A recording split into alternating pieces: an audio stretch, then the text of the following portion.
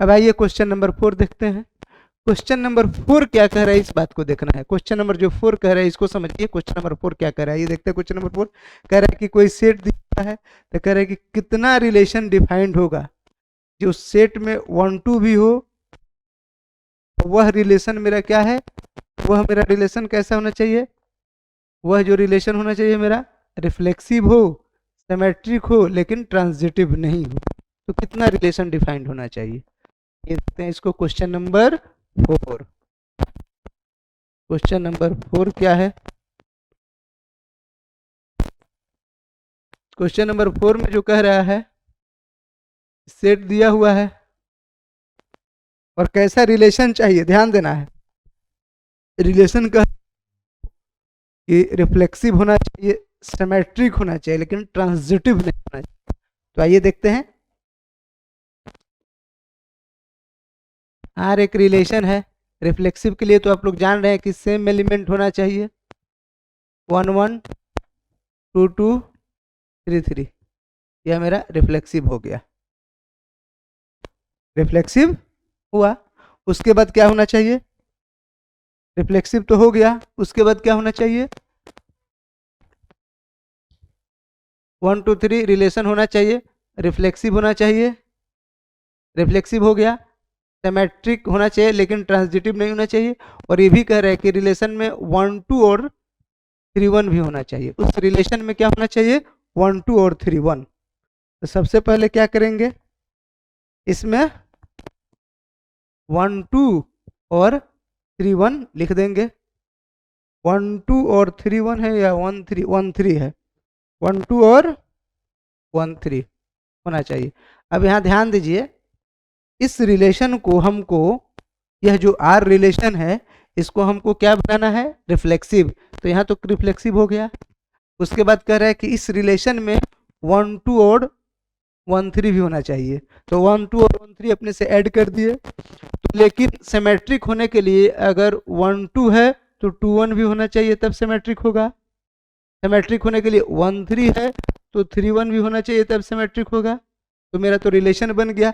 तो यह जो रिलेशन है देखिए, यहाँ से रिफ्लेक्सिव है, यहाँ से यहाँ तक के लिए क्या हो गया, रिफ्लेक्सिव हो गया।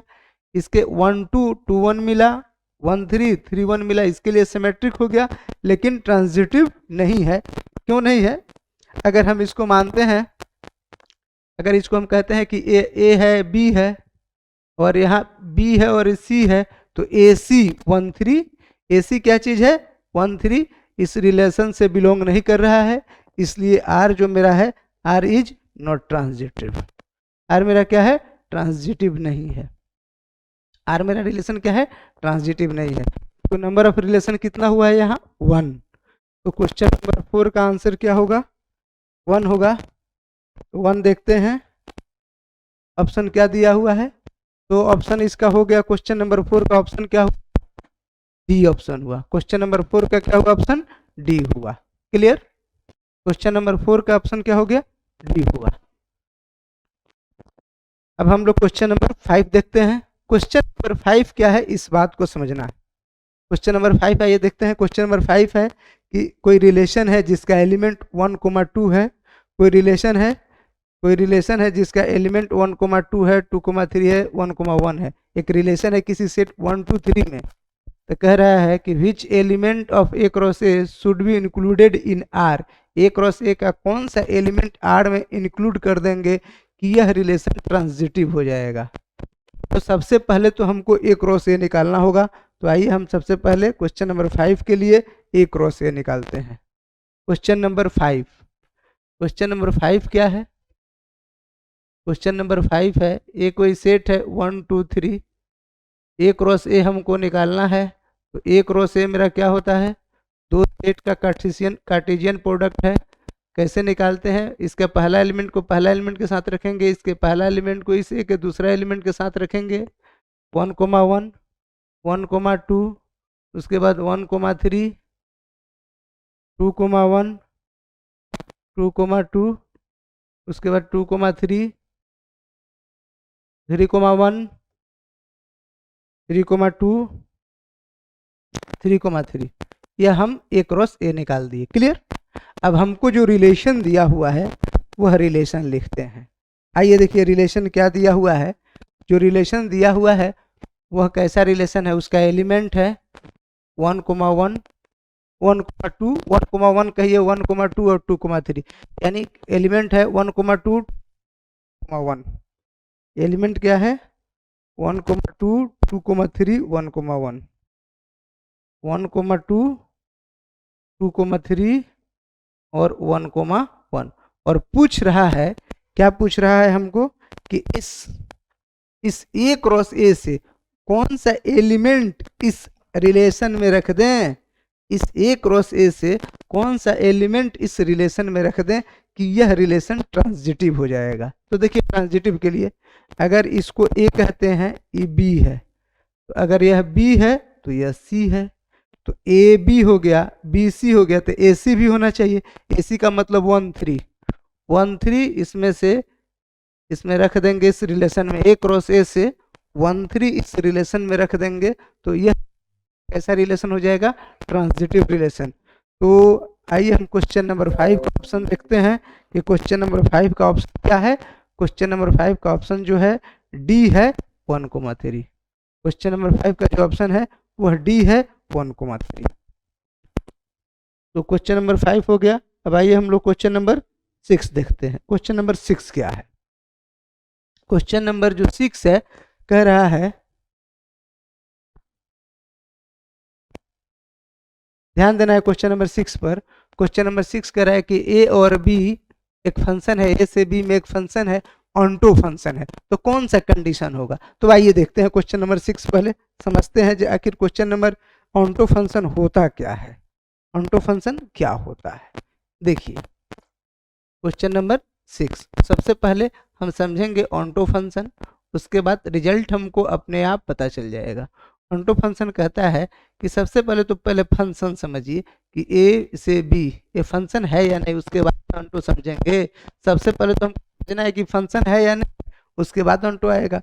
तो फंक्शन होने के लिए आप लोग जान रहे हैं कि ए बी सी यहाँ हो गया पी क्यू आर एस, इस सेट ए के प्रत्येक एलिमेंट का इमेज सेट बी में होना चाहिए और सेट ए का कोई भी एलिमेंट खाली नहीं होना चाहिए। इसमें ये एलिमेंट खाली रह गया तो रह गया, है ना। तब यह एक फंक्शन है, तो जब ये फंक्शन है तो सेट ए में जितने भी एलिमेंट है उसको डोमेन कहेंगे और सेट बी में जितने भी एलिमेंट है उसको हम कोडोमेन कहेंगे और जितना का इमेज बना उसको हम रेंज कहेंगे। तो ऑन्टो फंक्शन क्या कहते हैं, ऑन्टो फंक्शन होता है मेरा, ऑन्टो फंक्शन जो होता है वह मेरा होता है कोडोमेन बराबर रेंज होना चाहिए, कोडोमेन बराबर रेंज। जैसे यह कोई फंक्शन दिया हुआ है, समझने के लिए है, या कोई फंक्शन दिया हुआ है और यहाँ एलिमेंट है ए बी सी, यहाँ डी ई एफ, इसका इमेज ए का इमेज एफ बना, बी का इमेज डी बना, सी का इमेज ई बना। तो यहाँ कोडोमेन कितना है, आपसे पूछेंगे कि कोडोमेन क्या है, तो क्या कहिएगा। कोडोमेन मेरा जो है वह है डी है, ई है, एफ है। और रेंज क्या है, तो रेंज मेरा क्या हो गया, तो रेंज भी क्या है, डी है, ई है, एफ है। तो कोडोमेन क्या हो गया, कोडोमेन जो मेरा है वह इक्वल हो गया किसके, रेंज के। कोडोमेन जो है मेरा इक्वल हो गया रेंज के, इसका मतलब कि ऑन्टो फंक्शन है। तो ऑप्शन में देखते हैं क्या कह रहा है। ऑप्शन पहला जो कह रहा है वह कह रहा है कि एफ ए सबसेट होगा बी का, मतलब एफ ए का प्रत्येक एलिमेंट बी में होगा ना। एफ ए मतलब जो वैल्यू रखेंगे बी में होगा, लेकिन बी में कुछ ऐसा एलिमेंट होगा। देखिए यहाँ ध्यान देना है, ऑप्शन पर हम ध्यान दे रहे हैं, 6 नंबर ऑप्शन पर, 6 का ऑप्शन जो दिया है उस पर हम एक एक करके डिस्कस करते हैं, है ना, क्योंकि आप लोगों को क्लियर हो जाएगा। पहला ऑप्शन है, सब ऑप्शन के बारे में हम यहाँ लिखते हैं, उसको डिस्कस करते हैं कि क्या क्या ऑप्शन दिया हुआ है। पहला ऑप्शन कह रहा है कि एफ ए सबसेट होगा बी का, एफ ए सबसेट होगा बी का। सबसेट होगा बी का मतलब क्या होगा, देखिए क्या कह रहा है, सबसेट होगा बी मतलब यह ए है और बी है, जब फंक्शन में रखेंगे वैल्यू तो वह मेरा एफ ए होगा। एफ ए सबसेट होगा बी का, इसका मतलब हो गया, सबसेट का क्या मतलब होता है कि सेट ए का प्रत्येक एलिमेंट सेट बी में हो। ए और बी दो सेट है, सबसेट क्या है, ए बी सी। यहाँ कह दे अगर पी क्यू आर एस, तो सेट ए का प्रत्येक एलिमेंट सेट बी में हो, जैसे सॉरी यहाँ क्या हो गया, ए और बी दो सेट है, सबसेट के बारे में थोड़ा सा समझ लीजिए। ए बी सी यहाँ हो गया ए बी सी डी। देखिए सेट ए का प्रत्येक एलिमेंट सेट बी में है, लेकिन जो डी ए में नहीं है, तो कहते हैं कि ये सबसेट है बी का। क्या कहते हैं कि ये सबसेट है बी का। लेकिन ऑप्शन में क्या होता है मेरा, कोडोमेन बराबर होता है रेंज, मतलब जितना इमेज बना उस रेंज के बराबर होना चाहिए, तब ना ऑनटू फंक्शन होगा। इसलिए मेरा ऑप्शन क्या होगा, मेरा ऑप्शन किस में बराबर होगा, ऑप्शन मेरा बी होगा इसके लिए। ऑनटू फंक्शन कब होगा, जब एफ ए बराबर हो बी के, तब ऑनटू फंक्शन होता है।